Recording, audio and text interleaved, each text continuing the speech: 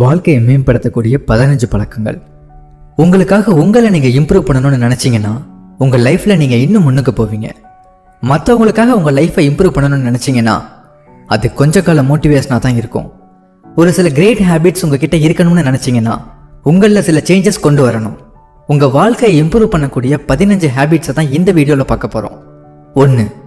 Morning பழக்கத்தை கொண்டு வாங்க, அதை கண்டினியூ பண்ணுங்க. ஏதோ ஒரு ஹேபிட்டை உடைக்கிறதுக்கும் அல்லது ஏதோ ஒரு ஹேபிட்டை லைஃப் ஃபுல்லாக கொண்டு போகிறதுக்கும் 21 நாட்கள் தேவை. இந்த விஷயத்தை டாக்டர் மேக்ஸ்வெல் மோல்ட்ஸ் முதல்ல இன்ட்ரோடியூஸ் பண்ணாரு. ஆனால் European journal of social psychology இதுக்கு தேவைப்படுற காலம் 66 நாட்கள்னு சொல்லியிருக்காங்க. தினமும் நீங்கள் அலாரம் வைப்பீங்க. அலாரம் சவுண்டு கேட்ட உடனே அதை ஸ்னூஸுக்கு சேஞ்ச் பண்ணுவீங்க. மறுபடியும் இதே மாதிரி நடக்கும்.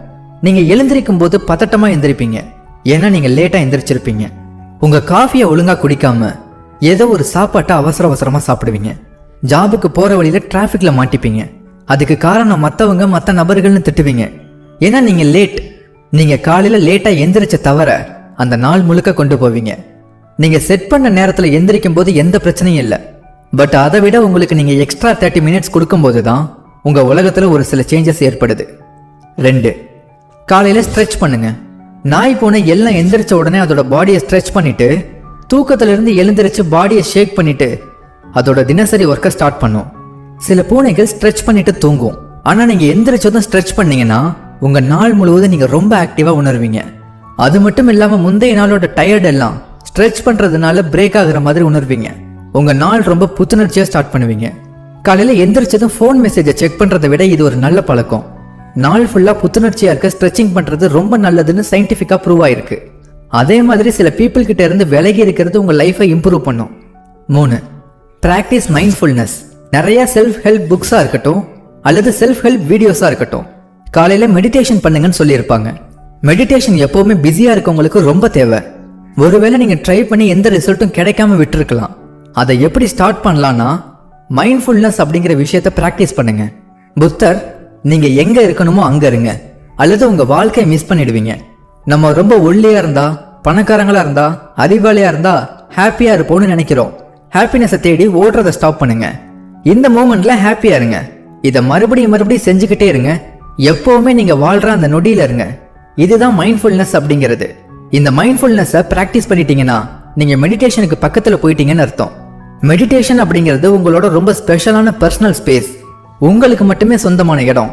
அங்கே போய் உங்களை கண்டுபிடிங்க, உங்களை மன்னிங்க, நீங்கள் உங்களை லவ் பண்ணுங்க. அமெரிக்கன் டிபெட்டன் புத்திஸ்ட் பேமா சோதரன் மெடிடேஷனை பற்றி ரொம்ப அழகாக சொல்லியிருப்பாங்க. மெடிடேஷன் தான் உங்களை தூக்கி வெளியே அனுப்புறதில்ல, நீங்கள் எப்படி இருக்கீங்களோ அப்படியே நீங்கள் உங்களோட ஃப்ரெண்டாக ஆக்குறது. 4. உங்ககிட்ட என்ன இருக்கோ அதை ஃபோக்கஸ் பண்ணுங்க. உங்ககிட்ட இல்லாததை பற்றி நினைக்காதீங்க.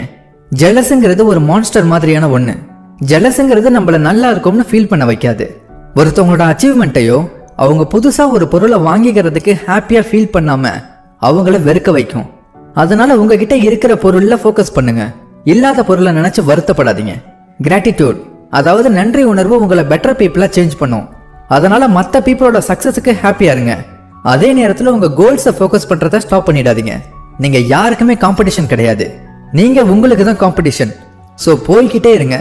இந்த மாதிரியான விஷயத்தில் டைம் வேஸ்ட் பண்ணாதீங்க. 5. பாட்காஸ்ட்டை படிங்க அல்லது கேளுங்க. எப்போவுமே லேர்ன் பண்ணுறதை ஸ்டாப் பண்ணாதீங்க. பாட்டு கேட்குறத ஸ்டாப் பண்ணிவிட்டு பாட்காஸ்ட்டை லிசன் பண்ண ஸ்டார்ட் பண்ணுங்க. நிறைய விஷயங்கள் பாட்காஸ்ட்டில் இருக்குது. பாட்காஸ்ட்டில் இருந்த ஒரு நல்ல விஷயம் என்னென்னா, நீங்கள் எதை பற்றி வேணாலும் கற்றுக்கலாம். பீப்புள்ஸோட உண்மையான ஸ்டோரிஸை கேட்கலாம். அவங்க கடந்து வந்த கடினமான பாதைகளை பற்றி தெரிஞ்சுக்கலாம். வெற்றி கதைகளை கேட்கலாம். லீடரை பற்றி தெரிஞ்சுக்கலாம்.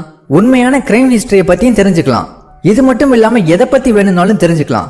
எல்லாமே உங்களுக்காக காத்துக்கிட்டு இருக்கு. புக்ஸில் கூட உங்களை வேற உலகத்துக்கு கொண்டு போகும். உங்களோட இமேஜினேஷன் மூலமாக உங்களோட தினசரி எண்ணங்கள்ல இருந்து உங்களை எஸ்கேப் ஆக்க முடியும். நீங்கள் எவ்வளவு படிக்கிறீங்களோ அவ்வளவு தெரிஞ்சுப்பீங்க. எவ்வளவு கற்றுக்கிறீங்களோ அந்த அளவு நிறைய பிளேஸுக்கு போவீங்க. 6. உண்மையான பீப்புளோட உங்கள் நேரத்தை செலவிடுங்க. சரியான பீப்புள் கூட மட்டும் இருக்கும் ஹேபிட்ஸை வச்சுக்கோங்க. ஏன்னா உங்கள் கூட இருக்கிறவங்கள பொறுத்து தான் உங்கள் கேரக்டர் இன்ஃப்ளூயன்ஸ் ஆகும். உங்கள் லைஃப்பில் சில பீப்புள் உங்கள் கூட ரொம்ப நாட்கள் இருந்திருப்பாங்க. உங்கள் கூடயே வளர்ந்துருப்பாங்க. ஃபேமிலி ஃப்ரெண்ட்ஸாக இருந்திருப்பாங்க.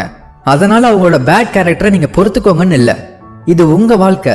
நீங்கள் ஒரு சின்ன ட்ராமாக்குள்ளே இருக்கணும்னு இல்லை. உங்களை சுற்றி லூசர்ஸ் இருந்தாங்கன்னா நீங்களும் பார்க்கறதுக்கு லூசர் மாதிரி தான் தெரிவிங்க. ஆனால் லூசர்ஸ் கிடையாது. அந்த மாதிரி பீப்புளை உங்கள் லைஃப்ல இருந்து விலக்கிட்டா உங்களை சுற்றி பாசிட்டிவான, ஜென்டிலான, கைண்டாக இருக்கக்கூடிய சில பேஷனேட்டான பீப்புளை வச்சுக்கோங்க. நீங்கள் எந்த மாதிரி பர்சனோ அந்த மாதிரியான பர்சனை உங்களை சுற்றி வச்சுக்கோங்க. 7. உண்மையாகவே லிசன் பண்ணுறதுக்கு கற்றுக்கோங்க. நிறைய பேர் புரிஞ்சுக்கணுங்கிறதுக்காக லிசன் பண்ண மாட்டாங்க, ரீப்ளே பண்ணணுங்கிறதுக்காக லிசன் பண்ணுவாங்க. நமக்கு தெரியும் இந்த மாதிரி பர்சன்ஸ் இடையில இன்டராப்ட் பண்ணுவாங்க. நீங்கள் சொல்லிக்கிட்டு இருக்க மாதிரியே அவங்க கிட்ட இருக்கிற ஸ்டோரியை சொல்லுவாங்க. அந்த கான்வர்சேஷன் வேற இடத்துக்கு போயிடுச்சுன்னு கூட தெரியாம அவங்க ஸ்டோரியை சொல்றதுல ரொம்ப ஆர்வமா இருப்பாங்க. உண்மையாவே லிசன் பண்றதுங்கிறது உங்க லைஃப் டைம் ஸ்கில்னு கூட சொல்லலாம்.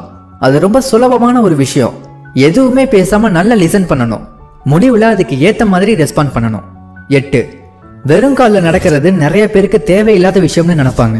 ஆனா வெறுங்காலில் நடக்கிறது ரொம்ப நல்ல விஷயம்னு சயின்டிபிக்கா ப்ரூவ் ஆயிருக்கு. நீங்க வெறுங்காலில் நடக்கிறதுனால நிறைய நன்மைகள் இருக்கு. இப்படி செய்யறதுனால நம்ம உடம்புல இருக்கிற ஃப்ரீ ரெடிகல்ஸை சரி செய்யும், தூக்க நேரத்தையும் சரி செய்யும். அது மட்டும் இல்லாம பெயின் மேனேஜ்மெண்ட், ஸ்ட்ரெஸ்ஸை கண்ட்ரோல்ல வைக்க உதவும். உங்க இம்யூனிட்டியையும், அதாவது நோய் எதிர்ப்பு சக்தியையும் அதிகப்படுத்தும். அதனால நீங்க வெறுங்காலில் நடங்க. தரையிலையோ அல்லது ஈரமான புல்லுலையோ அல்லது தண்ணீரிலையோ நடக்க ட்ரை பண்ணுங்க. 9. தண்ணீர். நீங்க நிறைய தண்ணி குடிக்கும் போது உங்க பாடி உங்களுக்கு டேங்க் பண்ணும். நம்ம எவ்வளவு தண்ணி தினமும் குடிக்கணும்னு சின்ன வயசுலயே படிச்சிருப்போம். நம்மள எத்தனை பேர் ரெக்கமெண்ட் பண்ற அளவு தண்ணீரை தினமும் குடிக்கிறோம்? சில பேர் தான் இதை ஃபாலோ பண்றாங்க. நீங்க இந்த குறிப்பிட்ட அளவு தண்ணீர் குடிக்கலனா உங்க பாடிக்கும் மைண்டுக்கும் நீங்க இம்பார்ட்டன்ட் கொடுக்கலன்னு அர்த்தம். யூத் அப்படிங்கிற விஷயம் நீங்க எந்த அளவு தண்ணீர் குடிக்கிறீங்கிறதுல தான் இருக்கு. சரியான அளவு தண்ணீர் குடிக்கிறதால உங்க ஸ்கின் எப்பவுமே ஹெல்த்தியா இருக்கும். ஒருவேளை சரியான அளவு தண்ணீர் குடிக்கலன்னா நம்மளுடைய வயசை விட நம்ம ரொம்ப ஓல்டா தெரிவோம். தண்ணீர் ரொம்ப டேஸ்டான ஒரு பொருள் இல்லை. நீங்க அதுல புதினா இலை, வெள்ளரிக்காய், ஸ்ட்ராபெரிஸ்னு போட்டு குடிக்கலாம். நீங்க ரெகுலரா தண்ணி குடிச்சீங்கன்னா சில வீக் அப்புறம் உங்களுக்குள்ள இருக்கிற யூத் வெளியே வரும். 10. உங்க திங்கிங்கை சேஞ்ச் பண்ணுங்க. ஸ்காட்டி வேவ் சொல்லியிருக்காரு, நம்ம எல்லாம் நம்முடைய தாட்டோட ப்ராடக்ட் தானே. உங்ககிட்ட உங்களை பத்தி நீங்க என்ன சொல்றீங்கிறது ரொம்ப முக்கியம். நீங்க எந்த மாதிரியான நெகட்டிவ் திங்கை உங்க மைண்டுக்கு சொல்றீங்கன்னு யோசிங்க. ஒரு ஃப்ரெண்டு கூட பேசும்போது இந்த நெகட்டிவ் திங்கை உங்க ஃப்ரெண்டு கிட்ட சொல்லும்போது டெஃபினட்டா உங்க ஃப்ரெண்ட் உங்களை பாசிட்டிவ் பர்சனா பார்க்க மாட்டாங்க. உங்க மைண்ட்ல இருக்கிற பர்சன் கண்டிப்பா நீங்க இல்ல. நீங்க நினைக்கிறத விட நீங்க ரொம்ப அழகானவங்க.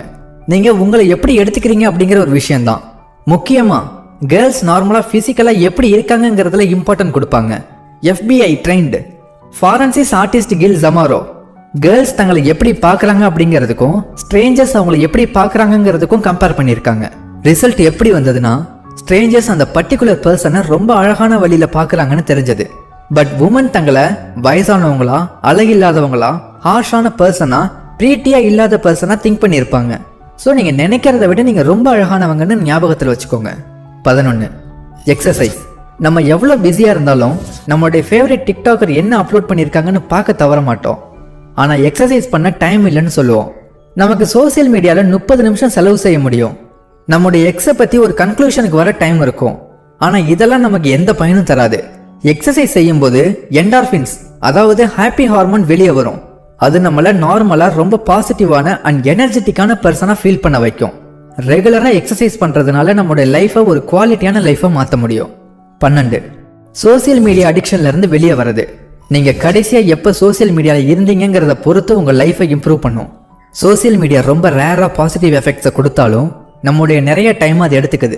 அது மட்டும் இல்லாமல் நம்மளை டிப்ரெஸ்டாகவும் டிஸாட்டிஸ்ஃபைடாகவும் ஃபீல் பண்ண வைக்குது.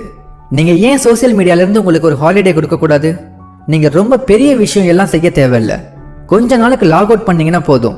அது சில வாரங்களாகவோ அல்லது சில மாதங்களாகவோ கூட இருக்கலாம். அது மட்டும் இல்லாமல் சில சோசியல் ஆப்ஸை அன்இன்ஸ்டால் பண்ணிடுங்க. அப்போதான் உங்களால் ஈஸியாக அக்சஸ் பண்ண முடியாது. உங்களுக்கு யார் கூடயாவது பேசணும்னு தோணுச்சுன்னா நீங்கள் ஏன் உங்கள் ஃபோனில் டைரெக்டாக சேட் பண்ணக்கூடாது?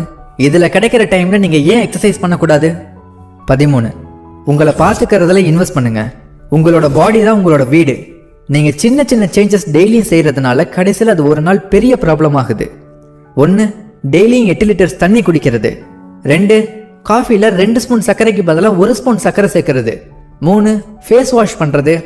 4. பற்களில் இருக்கிற சின்ன சின்ன தேவையில்லாததை எடுக்கிறது. இந்த மாதிரி உங்களை பார்த்துக்கிறதுக்கான நேரத்தை ஒதுக்குங்க. நீங்கள் ரொம்ப அப்செட்டாக அன்மோட்டிவேட்டடாக இருக்கும்போது செய்ய வேண்டிய சிறந்த விஷயம் எல்லார்கிட்டையும் இருந்து ஒதுங்கி வந்து உங்களை நீங்கள் புதுப்பிக்கிறது தான். 14. மற்றவங்கள பாராட்டுங்க. அன்பாக இருக்கிறது, பாராட்டுறது இதெல்லாம் ஒரு பூமராங் மாதிரி. இப்போ உங்கள் ஃப்ரெண்டு கிட்ட உன்னோட ஹேர் அழகாக இருக்குன்னு சொல்லிட்டு நீங்கள் அதுக்கப்புறம் அந்த விஷயத்த மறந்துட்டீங்கன்னா கூட சில பாசிட்டிவ் எனர்ஜி உங்ககிட்ட வரதை ஃபீல் பண்ணுவீங்க. அதே மாதிரி அந்த பர்சன் மற்ற பர்சனுக்கு காம்ப்ளிமெண்ட் கொடுக்க ஆரம்பிப்பாங்க. இதனால இது ஒரு பூமராங் மாதிரி செயல்பட்டு உங்களை சுற்றி பாசிட்டிவா ஃபீல் பண்ணுவீங்க. இது நெகட்டிவிட்டிக்கும் பொருந்தும். 15 ஜட்ஜ் பண்றதை ஸ்டாப் பண்ணுங்க. ஒரு சில பர்சன்ஸை பத்தி உங்களுக்கு சில தாட்ஸ் இருக்கலாம், பட் அது பாசிட்டிவான வழியில இல்லாம இருக்கலாம். ஜட்ஜிங் அப்படிங்கிறது சம்டைம் இன்செக்யூரிட்டினாலேயோ அல்லது தங்களோட ஷார்ட் கம்மிங்கை மறைக்கிறதுக்காக இருக்கலாம். அது நல்ல ஹேபிட்ஸும் கிடையாது. ஒரு பர்சனை பார்க்கும்போது உங்க மைண்ட்ல எதையுமே நினைக்காதீங்க. ரொவால்ட் தால் இது ரொம்ப அழகா சொல்லியிருப்பாரு. ஒரு பர்சனுக்கு கெட்ட எண்ணங்கள் இருந்ததுன்னா அவங்களோட ஃபேஸ்ல அது தெரியும். உங்களுக்கு ஆடுற மூக்கு, வளைந்த வாய், 2 தாடை, வெளியே தெரியும் பல்லுன்னு இருந்தா கூட உங்களுக்கு நல்ல எண்ணம் இருந்ததுன்னா உங்க முகம் சூரியனை போல மின்னும். பார்க்க ரொம்ப அன்பா தெரிவிங்க. எப்பவுமே ஜட்ஜ் பண்ணாம உங்க லைஃபை கொண்டு போங்க. ஒரு விஷயத்தை எப்பவுமே ஞாபகத்தில் வச்சுக்கோங்க. நேற்று நான் அறிவாளியா இருந்தேன், அதனால நான் உலகத்தை சேஞ்ச் பண்ணணும்னு நினைச்சேன். இன்னைக்கு நான் ஞானியா இருக்கேன், அதனால நான் என்னையை சேஞ்ச் பண்ணிட்டேன். இந்த 15 ஹேபிட்ஸை உங்க வாழ்க்கையில கொண்டு வரது மூலமா கண்டிப்பா உங்க வாழ்க்கையை இம்ப்ரூவ் பண்ண முடியும். இந்த வீடியோஸ்ல சொல்லியிருக்கிற விஷயங்களை உங்க லைஃப்ல அப்ளை பண்ண ட்ரை பண்ணுங்க. வாழ்த்துக்கள்.